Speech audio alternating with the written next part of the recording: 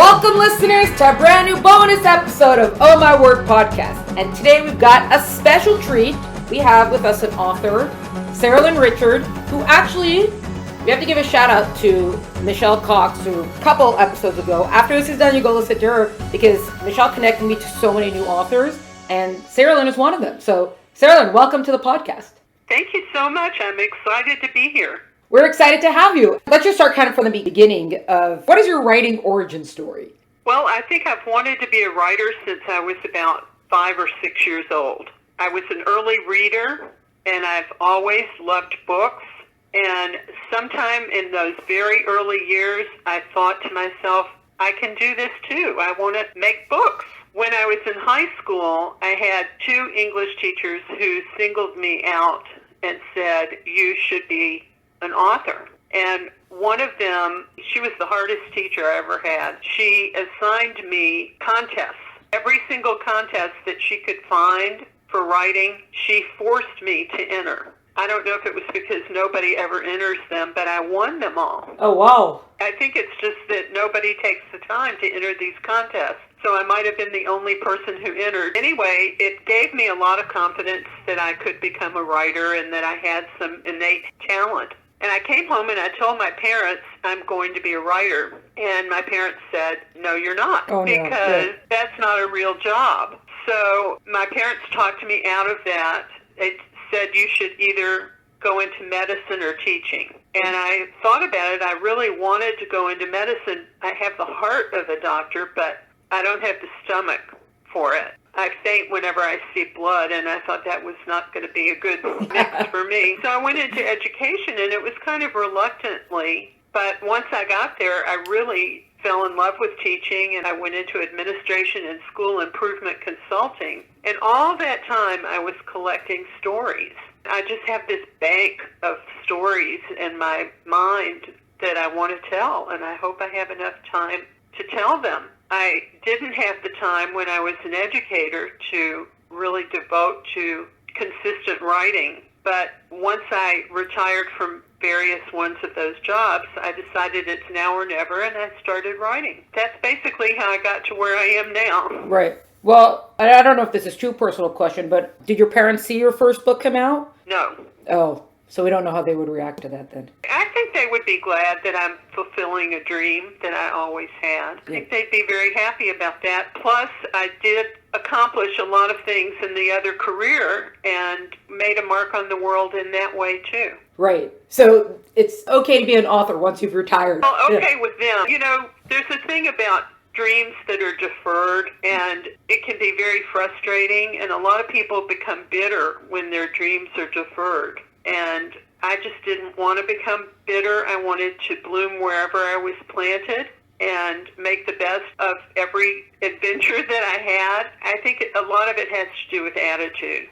Right. Did you keep in mind, or did you have in mind that I'm going to go into we'll call it the education career just to umbrella it. We'll go into the education career. One day I could be a writer, or was it just like, look, I'm focusing on education now, and who knows what's going to happen? Or it was very specifically, once I retire, I could go back to writing. I think I always thought of myself as a writer. During those years when I was teaching and working in schools, I subscribed to Writer's Digest magazine. I made up stories all the time. I started a novel, this must have been in the 90s, and I didn't have much time to sit down and write, but I would write a few pages and then leave it for maybe 3 months and come back, and then I'd have to reread what I'd written, and pretty soon I had written maybe 100 pages. Well, then that was all the time that I had was to reread it. So I realized writing takes more than just having a good idea.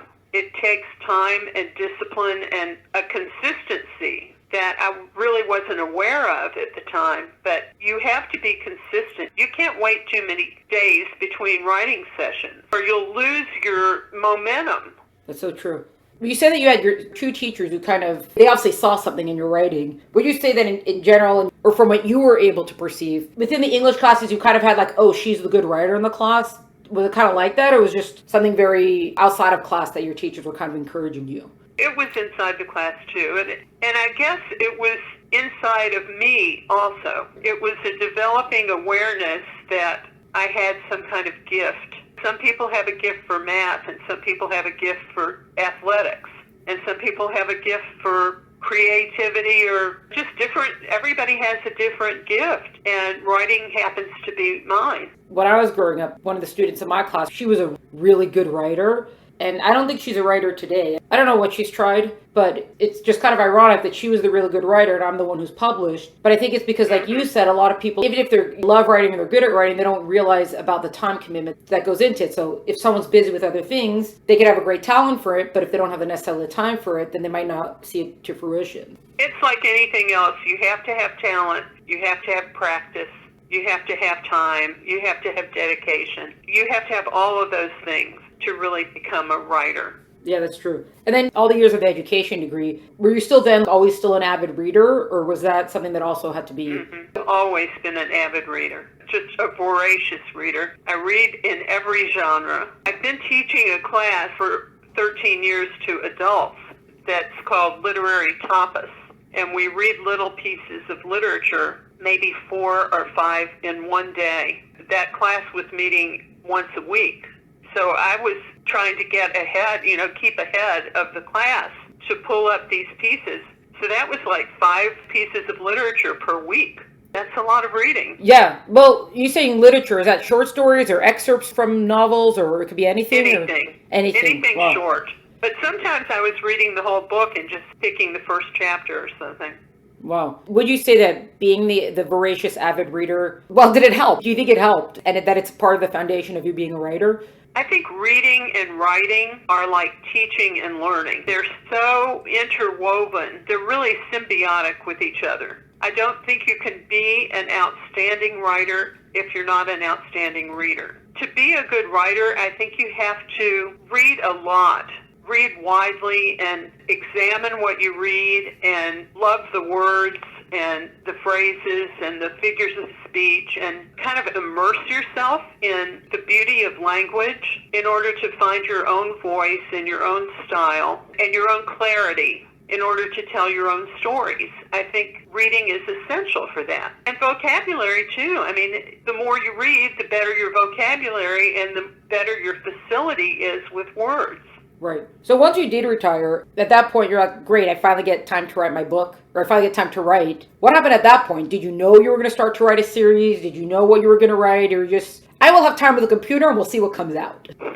I started with a children's book because I had a very naughty puppy, an Old English sheepdog. She's not a puppy anymore, but she was the naughtiest dog we've ever had. We just didn't know what to do with her. She was so mischievous and so wild. As a coping strategy, I started making a list of all these things that she had done. And one day we were taking her for a walk, trying to get all her bad energy out. And I said to my husband, I think I'm going to write a children's book about our dog Nana, because there are children that are like this too, that need to learn how to be better, how to be nice, how to be controlled and behave well. And so I think that this could be a good message for kids. And that was how the book Naughty Nana got started. And that was my first published book.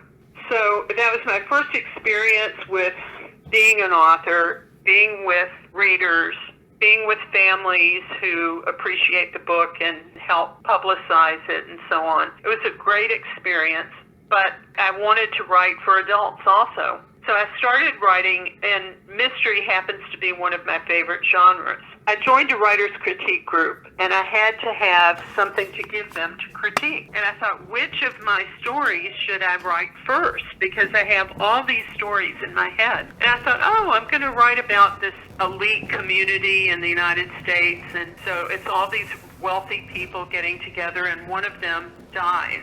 Oh my goodness. And so one of them had to have done it because it's kind of a locked room mystery. And I thought that would be a fun first book to write. So that was Murder in the 1%. And I had no idea at the time that that would be the beginning of a series. I just was going to tell a story. And I started off, I was really focused on the people who came to the party, all the guests, and the party itself. I had all these ideas mapped out in my mind, but I never really thought about the detective until somebody wakes up dead, and then you have to have a detective. Right. So here comes my detective in my head, and I put him on paper, and I give him several chapters. And then all of a sudden I realized one day, this is your main character. I know you're thinking about that party, but that party is not going on here. This book is about your detective. So I went back and reconfigured the beginning of the book to put the detective front and center in the book. And so the book came out, and people were reading it, and they weren't saying, what a great party. They weren't saying, I was enchanted by what so-and-so was wearing. They loved the detective. So there was a clamoring for another Detective Parrot book. And I thought, okay, well, I can do that. That was the beginning of the series. Wow. Well, because first of all, once there's a murder at the party's kind of over. Right. Where's the story going at that point? You know? So you only thought to make something a series to write a second book once the first book was already out, correct? Right. Okay. Once you sat down to actually write the second book, were there things that you realized that because the first book was already out, it either constrained you in a certain kind of way, or, oh man, I wish I would have known about X, Y, and Z, and I would have set it up in the first book? Or because the focus is more on like the detective story and not necessarily on the detective as a character, it wasn't such a conflict to set the second book up? I'm going to give you a complicated answer to a complicated question. Okay. My second book was not the second book in that series, because once I started writing, I just was like a writing fool. It's a maniac about writing. And so as soon as I finished Murder in the 1%, before it even was published, I was writing another standalone book. And that was A Murder of Principal. It takes place in a high school. Principal gets murdered. And so my mind was completely off of Murder in the 1% and that series. The idea for the series came up while I was writing the next book. So the next book in the series was actually my third book. So A Murder of Principal, I didn't publish that right away. There was a reason, because of a lot of the things that were going on in schools. Oh. I just kind of held back on it for a while. And then I started writing the second book in the Detective Parrot series, and that one is A Palette for Love and Murder. I did think about some of the questions that you just raised about things that happened in Murder in the 1% that maybe I would have done differently if I had known it was going to be a series. But that did not really hamper me in any way, because the second book in the series is a completely new case. There are completely new characters who are different from the partygoers in the first book. The setting was the same, which is Brandywine Valley, Pennsylvania. And that is one of my favorite places in the whole country. It's a very important enclave for horse people who raise horses and ride them and compete with them, and they go fox hunting, they have steeplechase. It's a whole community of horse people, but it's also a community of artists. You may have heard of Andrew Wyeth and his family. There's a huge art museum there called the Brandywine River Fine Arts Museum. Just a fabulous little museum. The first book is about the horse people. The second book is about the artists. So it really is a different story. There are some characters that bleed through both. I'm almost finished with the third book in that series. Those two are completely different characters and a completely different case. But there are some recurring characters. And I haven't really had any regrets. Once in a while I'll get a note or a letter or an email from somebody who tells me that I shouldn't have done blah, blah, blah. Or, yeah. And one of the things that sticks out in my mind, I guess maybe this is the only thing, I had a man tell me that I couldn't have a female Navy SEAL. Yeah. Because I think he had been a Navy SEAL, and at the time that he was, there were no women Navy SEAL. I have a character who's a woman who's a Navy SEAL. So maybe that is something I would think about again. I didn't realize it was going to stand out. In my research, I had found women who were Navy SEALs.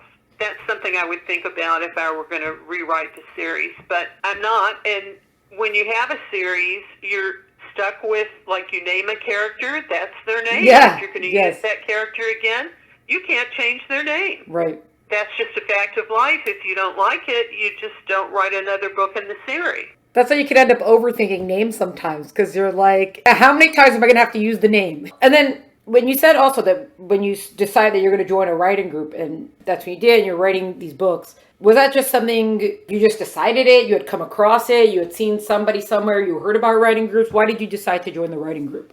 I have a friend. This is my oldest friend. I think we've been friends since we were 2 years old. Wow. When we were in high school and all these teachers were saying that I should be a writer, nobody was saying that she should be a writer. She went to law school. She became a lawyer and a judge, and she wrote a book, and it was a mystery, and she published a book probably in the 70s, in the 1970s, way before I really put a pen to paper. I happened to be in town. She was having a book signing for her first book. So I went to it, and I bought her book, and she autographed it, and she said, "Whoever would have thought that I would publish a book before you?" It was really kind of ironic. It was one of those funny situations like you mentioned earlier with your friend. So she had a writing group. I moved back to the city that I grew up in, and she was here, and she had a writer's critique group. And when I was publishing the children's book, I met with her to talk about it because I knew she had published books. So we went out to lunch, and she said, "Why don't you join my writing group?"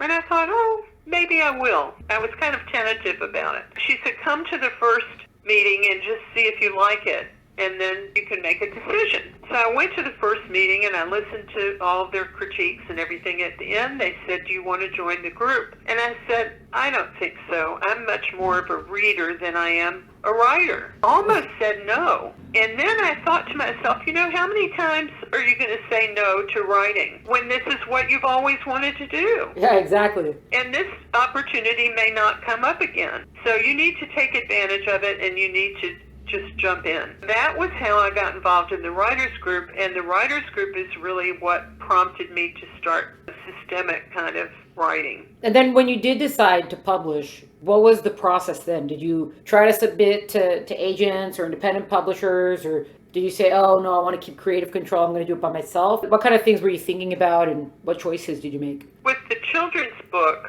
that children's book came out in 2013. That was the time that all of the movie stars and the really big authors like James Patterson and John Grisham decided to write children's books. And children's books were selling like hotcakes, but not by unknown authors. And I met with a woman over the phone who worked for a children's publishing company. And she said to me, basically, if the company doesn't think they can make $50,000 off of your book, they're not going to accept it. Wow. And I'm thinking, how in the world could a brand new author break into this? Right. So I thought, if I'm going to do this, I'm just going to have to publish it myself. I formed a publishing company. I learned a lot. I took a couple of webinars from Writer's Digest. I learned a whole lot about what's entailed with publishing, with printing, different kinds of printing. Printing, by the way, is different for children's books because it has to be on coated paper. Yeah, that's right. So it can't be done print on demand. It has to be traditionally published if you're going to have that vibrant look to it. One of the things that I learned is that you really need to have an experienced illustrator if you're not an experienced published author. So I had a wonderful illustrator, and she taught me a lot, and we worked together. We talked over the phone 3 or 4 times a week for a year to put that book out. People don't realize that a 32-page book can take that much effort. Yeah, that's right. But I learned a whole lot about self-publishing, and then when it came time to submit my manuscript, or had a ready manuscript for the adult book, I didn't want to self-publish that. I just felt like I needed a different platform because it was a different audience. I started looking for an agent. I actually had a couple of agents offer me contracts. I had someone look over the contracts and recommend changes, and in both cases, the agents were not prepared to accept the changes. Oh, well. So I do not have an agent because I didn't want to sign the contracts the way they were, and they didn't want to make the changes. So I have a really good friend who is a mid-level author, and she is unagented, and she said to me, "You don't really have to have an agent if things go right for you." So I decided to just stop beating my head against a wall with agents and their contracts because I really wanted to get this book out. One of my friends was agented, and she got a contract with my first publisher, and she suggested that I submit my books to them. I did, and they accepted them. Yay! The switch from writing children's book to writing mystery and adult, was that a difficult switch in your head? Or you can be very focused of, this is the story I'm writing right now, so this is the way the language comes out. This is the story I'm writing right now, so this is the language that comes out. Yeah, it was easy because the two genres are so different. Yeah. They're just so different. And there are some similarities because you're still telling a story, you still have a narrator, you still have a beginning, middle, and end. You still have some surprises, some mysteries, some clever language. There are some things that are similar, but many, many more things that are different. So the process really is different. Both of them fun, both of them rewarding, but I never was confused about what to do next when it was one or the other. Yeah. And I know you said you read widely. You say mystery is your favorite genre. Do you ever feel as you're kind of writing mysteries of how do we make sure that we didn't write what was already written? I always see X, Y, and Z happening in mysteries, but I'm going to make sure that my mystery doesn't have any of that in it. I guess you could say how much was what you were used to seeing influence your writing in the sense of, hey, I really like these kinds of stories, so I'm going to write this kind of story? Or why do they always do this? I will never do this in my story. I don't know how much I'm influenced by other mystery writers, and I don't know how standard my mysteries are. I'm not so sure that I stick to the genre all the time. Here's an example. Michael Connelly is one of my favorite mystery writers, and the reason that I like his work is that his character, Harry Bosch, is not just a detective. He's not one-dimensional. He has feelings, he has a life, he has relationships. Some of them are good and bad. He has his moments where he's not perfect. He's a good guy, but he has some dark moments. To me, he's a very real character. That is very appealing to me. That makes me want to read every Harry Bosch book. But the other thing I think that Connelly does is make every single book different. You don't feel like you've read it before. There's always something new or different about each one of them. And in those two ways, I think that Connelly has been an influence on me.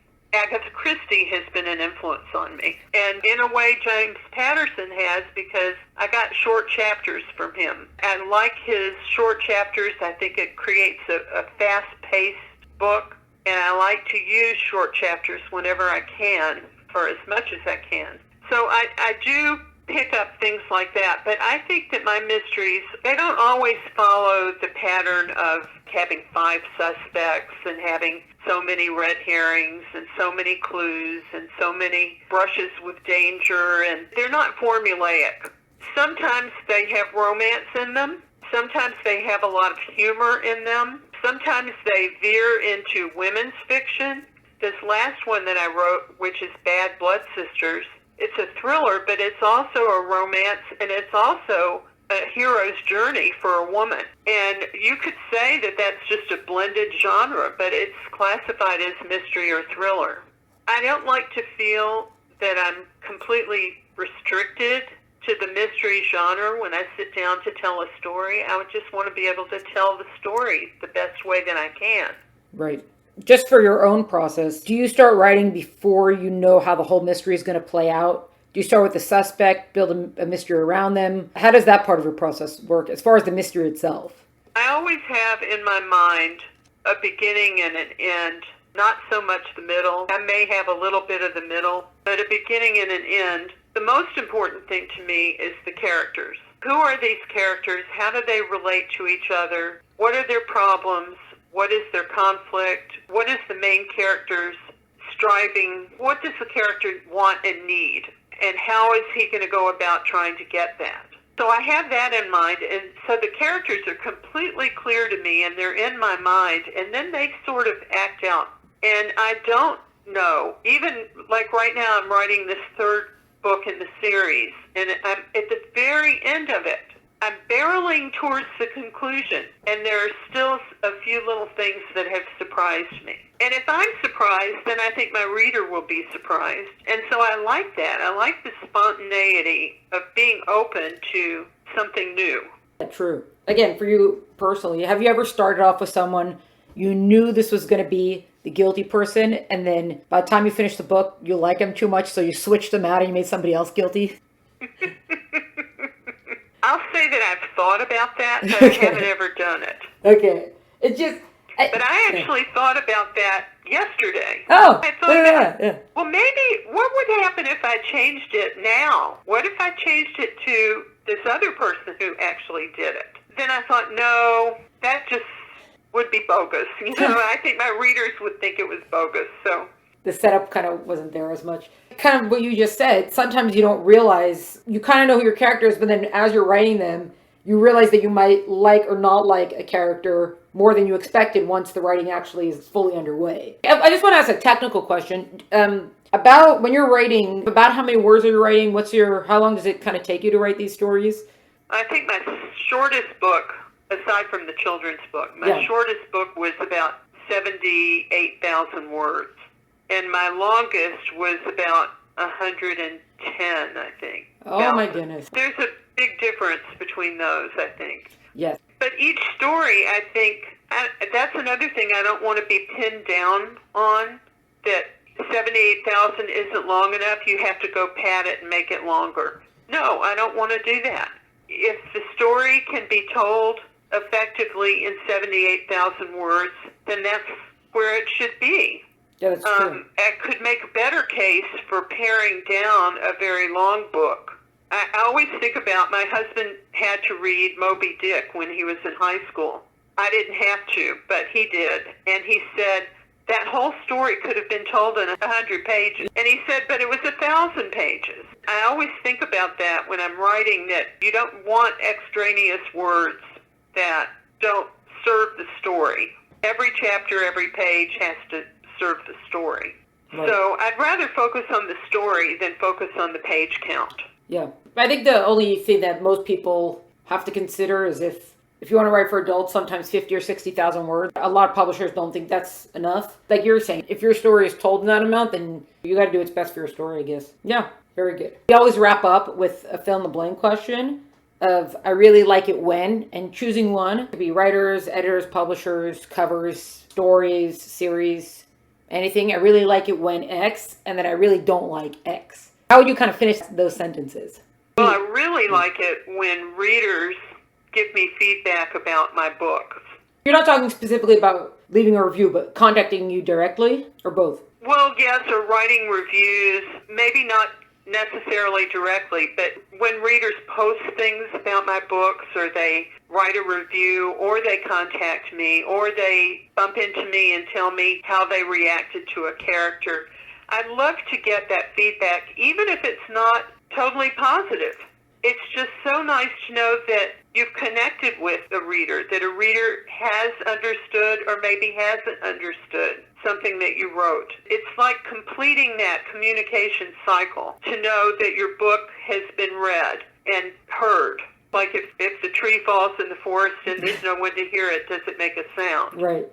So I love getting feedback from readers. I guess I don't love wishing that they would give feedback and, wishing for reviews and not seeing the reviews roll in. I don't know why people are so shy about giving reviews, because it's so easy to do. I think some people think that if they can't write something that's brilliantly written, if they're not necessarily confident in their own writing, they feel, how can I leave a review? I'm not an intellectual. I'm not a writer. How can I leave a review? And it's like, the point of the review is to give your reaction to the product. And you don't have to be the genius, the intellectual genius who wrote 4,000 books to do that. It's just, you had an experience with the book, and that's all. Just tell someone else about it. Especially if it's nice. A 2-word review, good book. Yeah. And that would be fine. I think people are reluctant to do that. And that makes me sad, because the reviews are really valuable, not just to the author, but to other readers. Oh, yeah. I check reviews for other books all the time. I do too. Yeah, that's a good point. We're even ending off with a public service announcement. We encourage people to leave reviews, especially and particularly if it's a good review. Talk about things that you enjoy. Right. And podcasts need reviews too. Well, thank you. I agree. Podcasts and individual episodes. For example, the one that's winding down right now, you can give it a thumbs up and 5 stars and share it with someone. That's right. Be a good friend and share it. Well, very good. I know I will. Well, thank you. Very good. Saralyn, it was really nice speaking with you. Well, thank you so much. I really enjoyed talking to you, too. This was a bonus episode of Oh My Word podcast featuring author Saralyn Richard. To find out more about Saralyn and her work, please visit the link in the episode notes. To find out more about Oh My Word podcast and keep track of all the great stuff we're up to, follow us on Instagram at Oh My Word podcast. Check us out at eltenenbaum.com. Music is by Tim Burke. Thank you so much for joining us. Catch you next time.